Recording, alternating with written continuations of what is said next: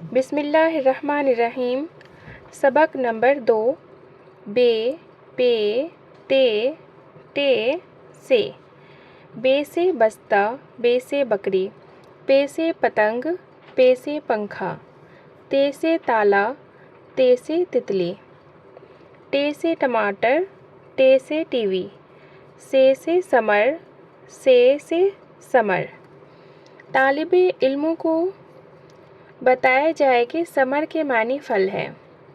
اس سبق میں بے گروپ کے حروف کو الف سے جوڑ کر الفاظ بنانے سکھائے گئے ہیں۔ انہیں نمایاں کرنے اور بچوں میں دلچسپی پیدا کرنے کے لیے رنگین چاک کی مدد لی جا سکتی ہے۔